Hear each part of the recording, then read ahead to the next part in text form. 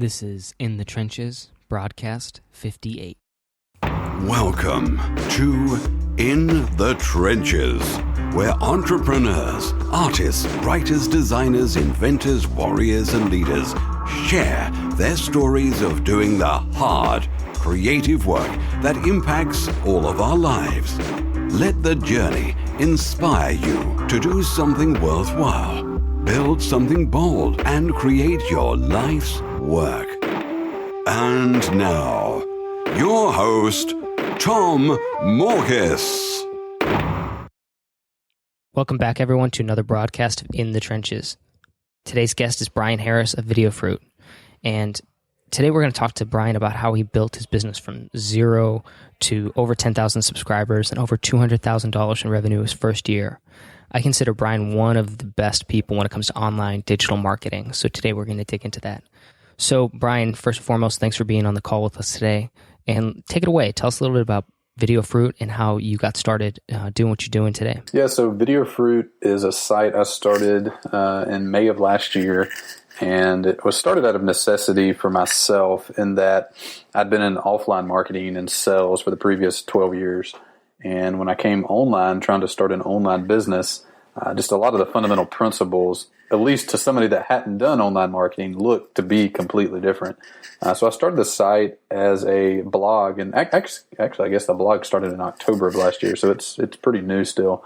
And I started just reverse engineering what online marketers were doing. So I looked to the guys that were the best out there, the best I could find, like Neil Patel and Gary Vaynerchuk and Seth Godin and Pat Flynn and guys like that had been around for 4 or 5 years plus and were doing really well online. I was just digging into exactly what they were doing that made them be successful, and not on a theory level, but on a grassroots, like what are the 5 things I need to do type of level.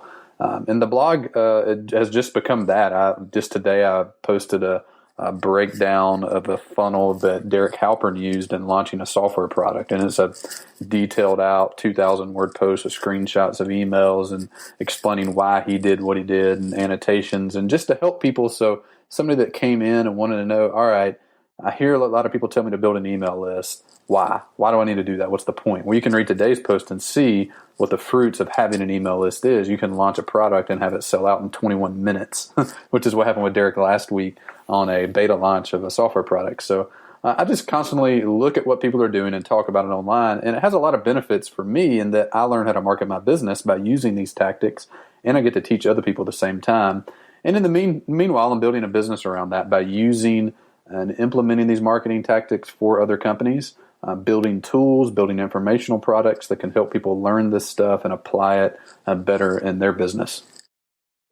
Yeah, well, I didn't actually know that you had just released that recent article. So I actually, immediately my question that came to mind was, is somebody like Derek, does when you do these blog posts, when you construct these tactics, do they get upset at you? These guys because I've seen what you've done for other blogs or for other techniques and stuff, and I think it's awesome. And I'm always kind of curious. I'm like, I wonder if these guys that do this are upset at Bryan because he tells the rest of the world how it's done. Yeah, well, nobody's got mad yet. It is an interesting line to walk. I have zero reservation about talking about anything that's in my inbox and that I can see publicly online.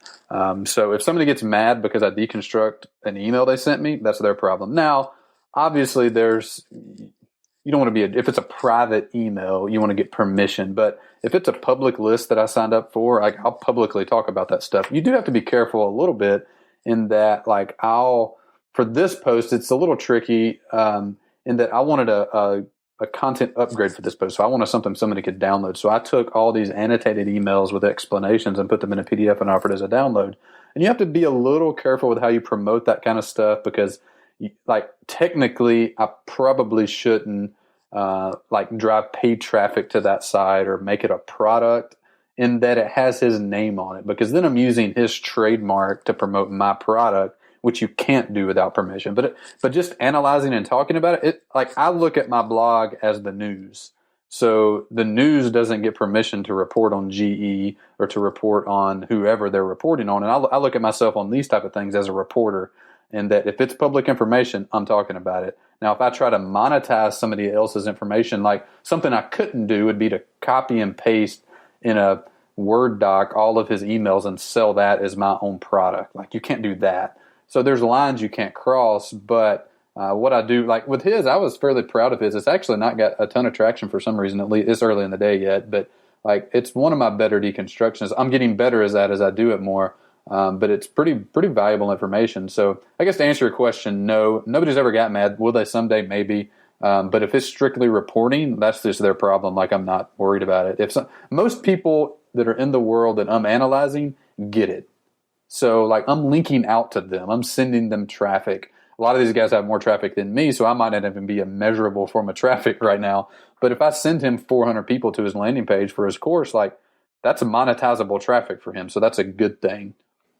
Yeah, absolutely. And I mean, obviously, from my perspective, I look at it and say, yeah, it's not like a bad thing for the person that you're analyzing. If anything, there's a positive to it, which is just what you described. It's drawing a new crowd to them that maybe wouldn't have come anyway. And then kind of highlighting the techniques that they've done kind of in a subtle way says, hey, these guys are basically really experts at what they do. That's why I'm deconstructing them, which is just another credibility piece for them. So again, I see it as a benefit, but I was just curious if you had ever gotten upset, but that's good to hear. They haven't. And, if somebody did, I might adjust slightly, but like, as far as doing a straight blog post on what somebody's doing, I'm not worried about that. And if somebody gets their feelings hurt, then they can email me and we'll talk about it. But I don't see that changing. Yeah, I don't think they'll have that problem. So, to back up a little bit, before you started Video Fruit, what were you doing, and what was the light bulb then to start working online? If you were doing marketing offline, why go online? We have to back up a little bit. I've been since 7 years old starting businesses. So me and my brother started a baseball card shop out of our window in the suburbs of Mobile, Alabama, in whatever year that was. I guess 1990 or something maybe. And that's kind of been in our family. My mom was in Tupperware, Pampered Chef, some kind of multi-level marketing thing. They were in Amway for a few years, and just like I hate multi-level marketing today. Like I think it's an absolutely terrible business model. I'm sure other people disagree with that, but I can't stand it. But there was a lot of good things that came from that. It taught me how to think about having my own business, because most people honestly just have never thought about it before, and the thought's intimidating. So just being around that growing up just kind of drilled it into my head and my DNA and made it a part of what I was going to do eventually. So fast forward to 2009, I moved to Nashville, Tennessee. I'd been working in outside sales for the previous 7-8 years. Moved to Nashville, didn't really have a plan. Started an eBay business, and that eBay business was pretty successful for a year or two. Did $100,000 plus in gross sales in the first year, and did pretty well for a guy that didn't know what he was doing. And then that went south, and I wound up having to get out of that industry. But that kind of introduced me to online stuff. But with eBay, like, you're not building your own platform. You're totally just borrowing somebody else's platform. And I learned that lesson the hard way of borrowing versus owning.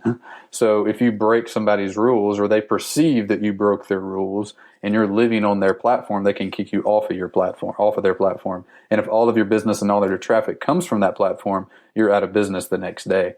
So if you do everything on Facebook, if you do all of your paid traffic, all of your organic traffic, everything comes from Facebook, you're waiting to be screwed, because Facebook can decide tomorrow that you can't use Facebook anymore and can kick you off. And it happens sometimes, most of the times for legitimate reasons, sometimes not for legitimate reasons.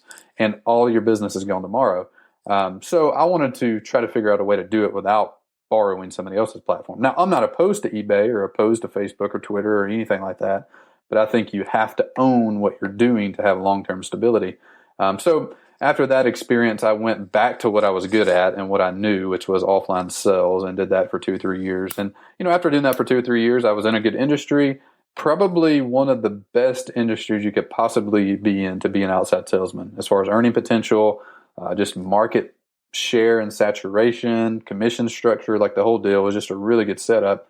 But I don't know, just after working for 2 or 3 years at that job, it just wasn't what I wanted to do in a decade. Like, looking back, if a decade later, if I'd made, 2 or 3, $400,000 a year, which was very possible in that world, I still wouldn't be all that happy because I hadn't done my own thing. And there were some disagreements just in philosophies and ethics and that kind of thing with the company I was at. So I decided again that I was going to try to start something myself. So I actually read an article on Tim Ferriss's website back in May of 2012. It was by a guy named Chad Moretta. And Chad wrote a blog post on his site that was how to build your own app empire. And so while I was still at that company, me and a buddy there put a little money together and started building a couple apps, and they were terrible and didn't make any money. And then a few months later, October of that year, me and another guy hooked up together, and he was a programmer and I was kind of front-end designer guy, just basically project manager designing. He just helped kind of guide the coder that we hired, and we built 3 more apps that did pretty well. I mean, made a couple grand a month, nothing crazy, but like it was money coming in from something we built from scratch, which is a really cool feeling. So then that kind of evolved ultimately into Video Fruit. I wound up making videos for these apps we were building, and came across a method for making videos that was really cool. And I started noticing just through this whole process, I'm trying to find something, not that nobody else is doing, but just a need that needs to be filled, this high importance level. So, so I was just observing what I was doing, how I was doing it in app world. And then I came across video stuff and found a really easy way to make high quality videos without really knowing much about video stuff at all, without messing with any software. So I wanted to kind of dabble in information products. So I made a course that taught people how to make videos like I made them. And that turned into Video Fruit. So that launched in April of 2013. And then I worked at that from April to September. And in that time, I had the course going. I was pre-selling. I actually hadn't launched yet. I was still pre-selling it. And I wound up doing a little freelance work with a couple companies that wound up being able to replace my base salary, not commission and everything, but the base salary I was making at my day job.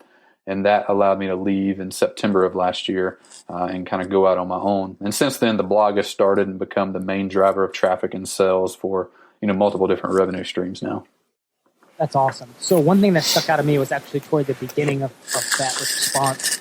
And you said something that immediately I was like, okay, I want to know more about this. You said you learned the hard way about owning versus borrowing a platform, renting a platform. Would you mind elaborating on that? Well, I was on eBay. I was doing, this kind of goes into the bootstrap thing too. These are 2 lessons I learned. And fortunately, I learned them without tons of side effects. Like it wasn't a massive consequence. It was pretty big for me at the time, but looking back, it definitely could have ended worse. Like I kind of equivocate, I don't know if that's the right word. I kind of use the analogy of if I was like 5 years older than I am, I'm 31. If I was 36 during the housing crisis, like during the housing boom, like from 2006 to 2008, if I was 5 years older at that time, I'd have had enough money to do a lot of stupid stuff. And I would have bought and flipped houses and been caught with some hot potatoes and be in hundreds of thousands of dollars of debt. I'm quite positive I'd have just been 5 years older than I am. Fortunately, I was young enough where I didn't have money yet to be able to invest in that. So I see what happened in 2009, 2010 as a positive because I was able to learn a lesson with a low cost. And that lesson was, all of my business came from eBay. And one day, several different things happened, and I wound up getting an email from eBay saying, hey, you can't sell on our platform anymore. And eBay owns PayPal as well. And at the time, I had over $20,000 still sitting in my PayPal account that they froze. And it wasn't just my money, like it was paying my salary, basically, but it was also a buddy of mine's money who had invested in this company that I'd started. Very low revenue and all, but we were basically buying stuff at wholesale from liquidators and selling it on eBay. So I'd done pretty well at that for the first 6 or 7 months and told him about it. And he was like, hey, what if I give you 10 grand and you just buy more stuff and keep doing and we'll split the cash 50-50, whatever the profit is. And I was like, all right, that sounds cool.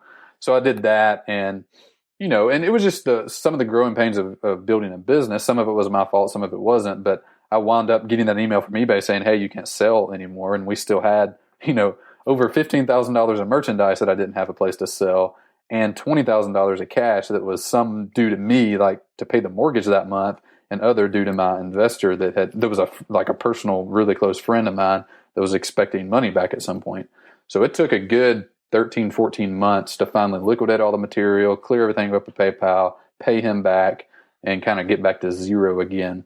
And just at that point, on the investment side, I learned that if I lose $20,000 of my own money, I can get over it pretty quick. Like, it sucks, but I can get over it really quick. If I lose $20,000 to somebody else's money, that keeps me up at night for months on end. Like, and I hate being kept up at night. I sleep really well, and when I don't sleep really well, something's got to change. So I made a resolution at that point to not take any. I mean, will I ever, under some certain circumstance, take some outside investment? Maybe, but that's not in the 10-year plan. Like, I don't anticipate that scenario ever happening. But I've also learned to say not ever say never either. So, but I hated the feeling. I hated the way it made me think and the way it made me act, and it just made me kind of be a hungry salesman, and that's the worst kind of salesman you can be. Yeah. So when you go through an experience like that, like, did it like hit you when you said you were staying up at night because other people's money was involved? I mean, at some points, do you want to throw in the towel? Like, how do you get through that, like, mentally, emotionally, to, I guess, have that hit you all at once, which seems pretty overwhelming, and then, like, move through it? You said it took multiple months. I mean, that's tough. So can you tell me about that? Yeah, I just went back to what I knew. So at that time, it wasn't time for Bryan to start another business. It was time for me to relax, not to relax, but to go back to what I knew I could make money at, which was outside sales. So I went back to that world, tried to run up through the ranks as quick as I could in that company and make money where I could get everything back to even, kind of just mentally recover too, because that's just exhausting. So it took that was 2010. I quit my job in September of 13. So that was a good three and a half years of just kind of recovery mode, getting back to normal, kind of getting my head back clear again. And then as soon as that was there, I mean, I was probably there honestly in early 2012. So probably just literally a year or two. But the next year was kind of experimenting with and building the skill set of being able to, build apps and write and all the stuff it took to finally figure out what in the world I'm doing right now, which I still am not quite clear on. So it was like a year process of, after I was clear and ready to start again, of just doing it without being stupid. So I wanted this time to make sure I was confident in my skill set, that I was owning what I had, and I had the ability to use the skill set I had, which was going and getting business from businesses. Like, I knew how to do that. So that's what I did. That's how I got a contract, like with Kissmetrics and HubSpot and other companies, to build videos for them by using the skill set I had built up over the last decade. And then that gave me a certain comfort level of being able to go out on my own again. And worst case scenario, I could just get more of those contracts. So the new stuff to me was this passive form of selling via an email list and via traffic. Like, that's all the stuff I didn't know and still don't know that well. And that's the reason I write the blog, is to teach myself. It's great. Other people read it and like it, and that's cool. But it's really for me, of the discipline of, like, by reverse engineering this Derek Halpern sequence, I learned a lot that I'll apply to my product launch that's coming up in a couple weeks. So, like, that's really good stuff for me that I wouldn't be disciplined enough to learn otherwise. Well, what a great example of, benefiting in multiple ways from building any sort of business, but especially doing something online like this, looking at it as a way to educate yourself. And then as the consequence, though, creating something super popular that it looks like people are loving. From my perspective, because I see you everywhere, and that's a good thing. So people are obviously enjoying the content that you're putting out there. It seems like such a simple thing, like just be really transparent and deconstruct other people's awesome stuff that works. But it's like, I haven't seen that done much. So it's really strange that more people don't do what I'm doing, because, I mean, complexity wise, it's not all that hard. And I got the idea of doing what I'm doing from football. So, like, I'm a big Auburn football fan, and one of my favorite Auburn football blogs, it's a writer, like, he doesn't even get paid to do it. He just contributes to the site for free occasionally, and he'll break down the statistics and, like, plays, and he'll take one, if Auburn played LSU this weekend, he'll take one of the 3 or 4 of the big plays from the game and do screenshots of them and show you what's going on. It's like, you know what? I've watched football my entire life. I've never had anybody ever, like, maybe some dumb ESPN analyst do it in a 3-second clip, but I've never had somebody in detail break down what is zone blocking. Like, I've heard that a million times, and that sounds like a cool idea, but I couldn't tell a kindergartner what it was. But after reading this guy's blog post, it's like, oh, okay, well, like, I get that now. And, he could write an article a week doing nothing but breaking down Auburn football. And, so I just kind of did the same method with online marketing. And there was a thing that Rand Fishkin wrote about one time, and it was this pyramid of learning. And, maybe I guess at the top, which is, or maybe it's a reverse pyramid. So at the bottom, where it's really small, it was listening. So like if you're just listening in a lecture, your retention rate is like 5 or 10%. And at the very other end of the spectrum was teaching. So if you wanted to learn, and the retention rate on that was like 90%. So if you wanted to learn, you could either take a lecture at the one end of the spectrum and learn and remember 5% of it, or you could just teach the subject yourself and retain 90% of it. So that's kind of the philosophy behind what I'm doing is just the more I teach it, the more it forces me to learn it in depth enough so I can teach other people, which then the retention rate is higher. So anybody can do this stuff. I mean, you can do it in any industry you can possibly think of. You can do the exact same thing I'm doing and start blogging tomorrow and not even really know what you're talking about. Just break down what other people are doing. So my question then, so we went through one of the times where it was really difficult for you, where it was, I mean, I think you honestly were, what's the opposite of hyperbole? But you were kind of like talking, it took a couple of years, it was tough, which I think is downplaying probably how difficult it was, that situation that you were in. Which again, is just props to you for getting out of it and getting through it and actually starting again. What have you had on the like the opposite end of that? Have you had any massive successes or things that you view as like a success for you, like personally, from where you were at, that you were just like, this is awesome? Like maybe launch your course or maybe something recent that you've been doing. You're just like, this is really great. I'm starting to make it, or I have made it. Definitely not made it or had made it. No, so I wasn't going to answer it until you said that. But definitely not that. I have not had that moment and don't ever anticipate having that moment. I think the moment you start thinking like you've made it, you've screwed up. Even guys like Ramit and Noah Kagan and those guys, like, I don't ever hear any of those guys using that language. And if they do, I immediately lose a level of respect for them. Like recently I heard Dave Ramsey have an interview. And this is a guy that has the second most popular talk radio show in the country. And somebody asked him that question. They asked him, when did you have the moment that you made it? And he said, I still haven't. This is a guy that has 400 employees, does $100 million a year in business, and does it well. So anyway, that wasn't the point of your question, but definitely not that moment. But I tell you, when I get the most excited is anytime I make a sale. Like, I just love that feeling. Like, I have it set up where any product I sell, I get a text message that dings me and says I sold it. So most of my stuff is in the multiple $100 per product thing. So, I don't get like 30 a day yet. but if I sell a coaching program or somebody renews that month, it dings me. Anytime I have a course that's $400, when it sells, it dings me. And different other products that I have, like I just get this euphoric high. And probably the time that I'm the most excited is when I sell a service package. And I don't know why. Like, I don't know what it is about it, if it's the dollar figure or just working with somebody new. But I was even like that when I was in outside sales. Like, when I got the job, like, that was the funnest part. The implementing is way less fun to me. Like, I need to hire a guy to be my implementation guy on service work. But because I don't get near as excited about the doing as I do of the selling. So that's something I really just enjoy. The selling of the product, because to me what that equals isn't just cash in the bank. Like, I mean, that's nice, but what it equals to me is somebody just found value in what I did, because the only way you can buy something from me is by reading my stuff first. Like, I don't overtly sell anything on my website. Like, I'm pretty sure you can't click a link that brings you to a sales page on my entire website. You have to read a blog post, opt into something, go into an email series, and then sometime maybe if you hit the right button, you'll get a sales pitch from me. So I go really targeted on that. It's not overtly selling anything. So for somebody to have bought something from me means they went through a lot of stuff, liked what I did, and then were like, hey, I want more of that. And it's just nice to know that you're on the right track. It's a validation of what you're doing. Absolutely. So this is the last question to wrap it up.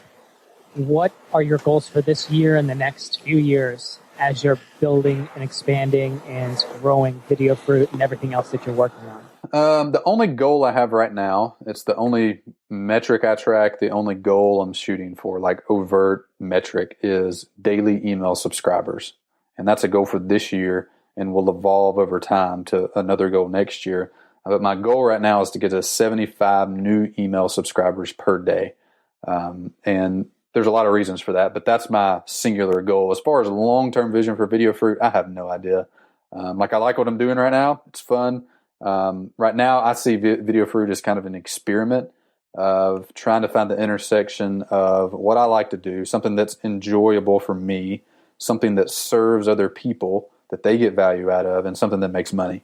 So I've been experimenting with all kind of stuff, with coaching, with informational products, with tools, with mentorships, with writing, with video stuff, with courses, just all kind of stuff to see what hits that intersection. And then when I found stuff that hits that, I've doubled down on it and tried to do more of what's working in those three areas. So that's kind of the vague answer. The really specific answer is 75 new email subscribers per day, because as that list grows, anything that I find that hits that intersection can be easily sold, because now I have people I can reach out directly to and validate it and sell it to them. Versus if I have 100 people on an email list, it's pretty impossible to build a business off that.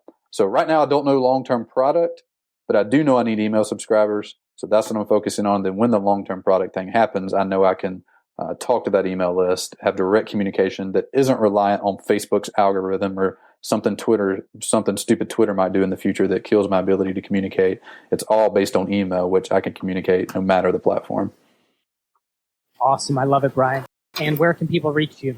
Yeah, you can go to videofruit.com/bootstrapped. I'll set up some bonuses there. You can come, and I have a couple of cool strategies that'll teach you how to get your own contract. So that was the first thing I do. And I think the easiest route for people to go to start online is getting a productized consulting contract with somebody. So I've wrote a guide that'll walk you through that. Just go to videofruit.com/bootstrapped to get it. And that wraps up another broadcast of In the Trenches. If you're interested in checking out the show notes, just head over to tommorkes.com/podcast to see our latest episodes. Also, I just wanted to give a quick update to fans and listeners of In the Trenches, and specifically what I'm working on right now. For the past 2 years, I've been publishing books, my own and others, through Insurgent Publishing, my boutique publishing company. In the past 6 months alone, I've helped 4 individual authors launch their books to bestseller on Amazon, including Dan Norris's The 7-Day Startup and David Nihill's Do You Talk Funny, among others. And both of those books are still top of the charts months after launch. I've learned 2 important things from all this. Number 1, that people still read books. And believe it or not, they're willing to pay for the good ones. And number 2, the $60 billion book industry is only getting bigger, and the barrier to entry is only getting lower, which means access to this market has never been closer to the average writer, blogger, or author. It is literally within the grasp of anyone who wants it. But you need to know how to approach it the right way, with patience, with a strategy, and with the right implementation and execution. That's why I've been able to launch so many bestsellers, many that are still top of the charts, because we brought great books to the people who wanted and would pay for them. No slimy sales tactics, just honest, powerful marketing. Now, I want to show other authors and publishers how to do the same. 4 months ago, I launched the pre-beta to a new super secret platform called Publishers Empire. In that time, I've helped a dozen authors and publishers start to bring their ideas to life. And with their help and feedback, we've quickly developed what is, in my opinion, the best, most comprehensive publishing training platform in the world. And now I'm getting ready to open the doors up to a few more students. So if you're interested in being part of a tight-knit family of publishers who help and support one another through their writing and publishing projects, if you want access to over 100 HT training videos to take you through the writing and publishing process, if you want access to proven copy and paste book marketing and sales copy, stuff that we've used to launch bestsellers, and if you'd like professional book covers and templates you could plug your own work into and look like a pro in minutes, and if you'd like all of that while getting the chance to be mentored by me, check out publishersempire.com and sign up to be notified when we launch. That's www.publishersempire.com. I hope to see you there. As always, this is Tom Morkes. If you're listening to this, you are the resistance. Thank you for listening to In the Trenches. Your creative work doesn't stop here. Join the resistance, the small but growing army of entrepreneurs and artists putting a dent in the world at www.tommorkes.com. Never fight alone. Join the resistance.